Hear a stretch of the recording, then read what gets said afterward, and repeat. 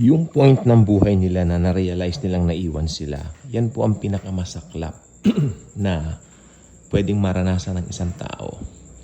Sapagkat daranasin niya ang isang kapighatiang never pang naganap. Never pang nangyari. So ito po ay history. History ng katatakutan, history ng kabalakyutan, kasamaan, at history ng Antikristo. Hindi po biro ang maiwan sa tribulation. Alam niyo po ba, binubulay ko lang po naaawa na ako.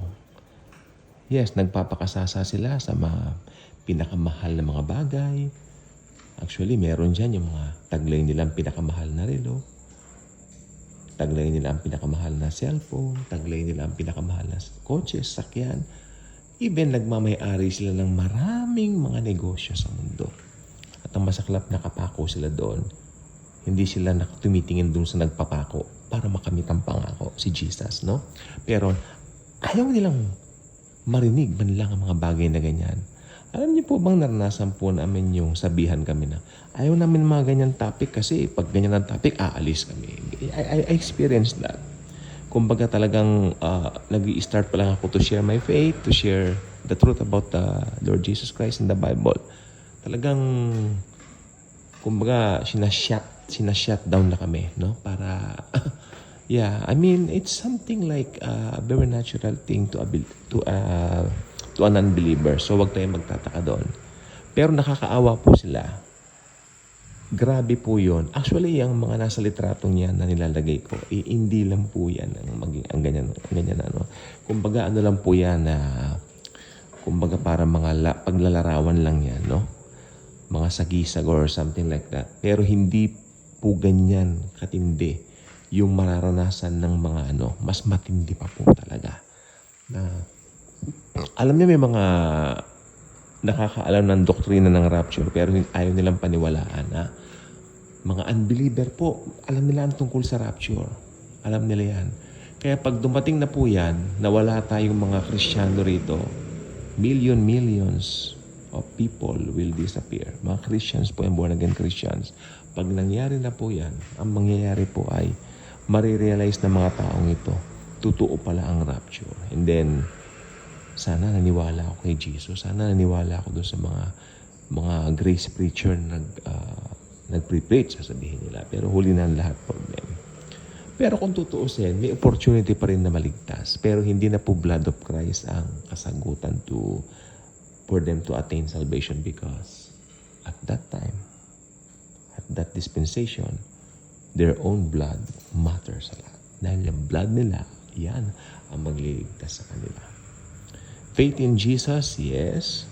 Of course, lagi nandoon yon. Dahil si Jesus ay Diyos, siya ang namatay sa cross, pero dahil tapos na po yung dispensation ng biyaya, kaya ang mangyari po niyan ay they have to make a choice, magpapugot o magpatatak.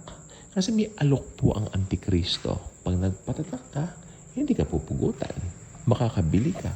Makakapunta ka sa mga malls. Yung mga malls na existing na yan, I believe it will still exist sa panahon ng Antikristo.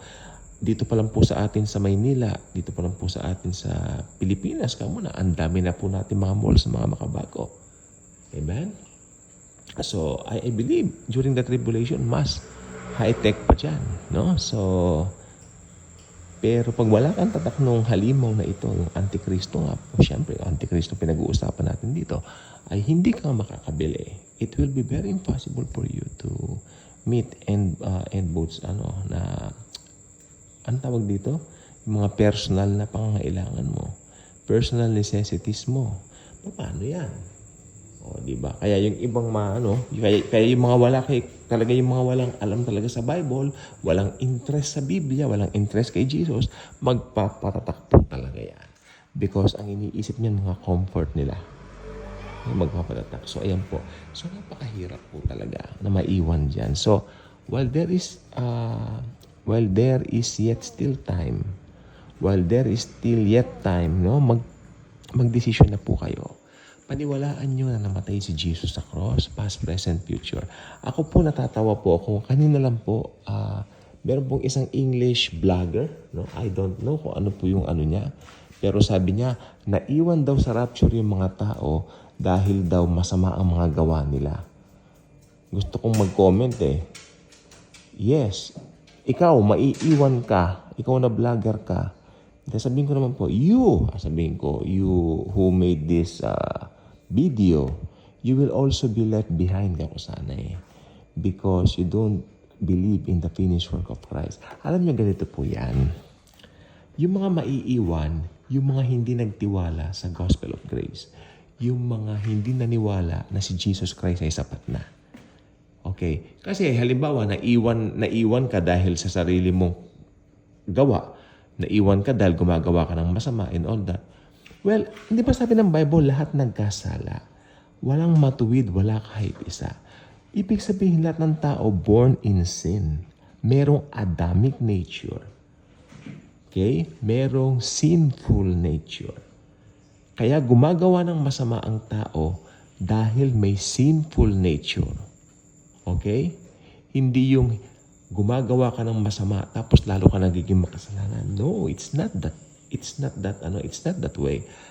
The other way around ang tama sapagkat gumagawa ka ng masama dahil may sinful nature ka. Lahat tayo may sinful nature. Ngayon, ang solusyon din sa sinful nature na ito ay si Jesus Christ. Only through Jesus Christ will that sinful nature be removed once for all time. No one can remove that unless manampalataya kay Jesus Christ. Ngayon, ito naman ang logic niya. Pag naiwan ka dahil gumagawa ka ng masama, ibig sabihin, hindi mo kailangan si Jesus kasi, yung gawa mo pala ang naging cause para maiwan ka. Alam ninyo, katulad ng katotohanan na naligtas tayo, hindi dahil sa mabubuting gawa natin, kundi dahil kay Jesus lang. Ganon din yon. Maiiwan ka, hindi dahil sa mga gawa mo, kundi dahil nireject mo si Jesucristo. Okay? I hope maliwanag po yan. Kaya, ang gaganda pa naman ng mga graphics niya, pinanood ko, then mali ang kanyang theology. He got the wrong theology. Okay? At ang sabi pa niya, turn away from your sins and then accept Jesus. No, you cannot turn away from your sins. Dahil, alam ninyo, patay nga ang espiritu mo eh. Patay ang espiritu mo. The only one who can quicken your spirit is the Holy Spirit. Okay? Yan ang magre-remind sa'yo ng pangangailangan mo ng Savior. Dahil hindi mo kaya na maligtas sa ganang iyong sarili lamang. Sana maliwanag po sa atin ito. Despite ng mga maingay na aso. Maingay po talaga dahil dito po naman alam natin maraming mga dumadaan-daan. So, mga pusa, may mga tao pang naglalakad-lakad. So, ayun. Again, uulitin ko, katulad ng hindi tayo maliligtas dahil sa mabubuting gawa natin, ganon din, hindi ka pwedeng maiwan dahil sa gawa mo. Naiwan ka sa rapture kasi hindi mo pinanampalatayanan na si Jesus ay sapat na para maligtas ka. Yun ang dahilan ba't ka maiiwanan. Hindi totoo yung naiwan ka dahil gumagawa ka ng masama. Tandaan mo, makasalanan lahat ng tao. Proper theology lang po ang kailangan. Ang malungkot po nito, marami ng matatandang pastor, marami ng matatandang nagtuturo ng Bible. Bakit di po nila alam ang katotohanan na yan? Dahil nagmamatigas po kasi sila. Kung yan na ang turo dati, yan na rin po ba ang ating sabi nga ni Rene Rowland, tsaka ni Buzz Reichel, na mga talagang hinahangaan kong mga preachers, Dahil, sabi niya, it doesn't